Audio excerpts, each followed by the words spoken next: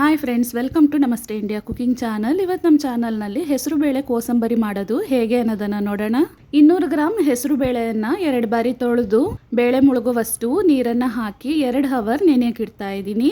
ನೀವು ಇನ್ನೂ ಕಡಿಮೆ ಕೋಸಂಬರಿಯನ್ನು ಮಾಡೋದಾದರೆ 100 ಗ್ರಾಮ್ ಹೆಸರು ಬೇಳೆಯಿಂದ ಮಾಡ್ಬೋದು. ಅದೇ ರೀತಿ ಇದರಲ್ಲಿ ಹಾಕುವ ಉಳಿದ ಸಾಮಗ್ರಿಗಳನ್ನು ಅರ್ಧ ತಗೊಂಡ್ರೆ ಸಾಕು. ಬೇಳೆ ಇವಾಗ ನೆಂದು 2 ಅವರ್ ಆಗಿದೆ. ಇದನ್ನು 1 ಬಾರಿ ತೊಳೆದು ನೀರನ್ನು ಡ್ರೈ ಮಾಡ್ಕೊಬೇಕು. ಇದರಲ್ಲಿ ಸಣ್ಣದಾಗಿ ಕಟ್ ಮಾಡಿರುವ 1 ಸೌತೆಕಾಯಿ ಅಂದರೆ 1 ಕಪ್ನಲ್ಲಿ ಅಳತೆ ಮಾಡಿಟ್ಕೊಂಡಿದ್ದೀನಿ. ತುರಿದ ಕ್ಯಾರೆಟ್ 1 ಕಪ್, ತುರಿದಿರುವ ಫ್ರೆಶ್ ತೆಂಗಿನಕಾಯಿ ಅರ್ಧ ಕಪ್, 1/4 ಕಪ್ ನಾಟಿ ಕೊತ್ತಂಬರಿ ಸೊಪ್ಪು, 1 ದೊಡ್ಡ ನಿಂಬೆ ಹಣ್ಣಿನಲ್ಲಿ ಅರ್ಧ ನಿಂಬೆ ಹಣ್ಣನ್ನು ಹಿಂಡ್ತಾ ಇದ್ದೀನಿ, ಅರ್ಧ ಟೇಬಲ್ ಸ್ಪೂನ್ ಉಪ್ಪು. ನಿಂಬೆಹಣ್ಣು ಚಿಕ್ಕದಾಗಿದ್ದರೆ ಪೂರ್ತಿ ರಸವನ್ನು ಹಿಂಡಬೇಕು. ಮಾವಿನಕಾಯಿ ಸೀಸನ್ ಇದ್ದರೆ ಅದನ್ನು ತುರಿದು 2 ಸ್ಪೂನ್ ಹಾಕ್ಬೋದು. ಇದನ್ನು 1 ಬಾರಿ ಮಿಕ್ಸ್ ಮಾಡಾದ್ಮೇಲೆ ಇದಕ್ಕೆ ಒಗ್ಗರಣೆಯನ್ನು ಹಾಕ್ಕೊಳ್ಳೋಣ.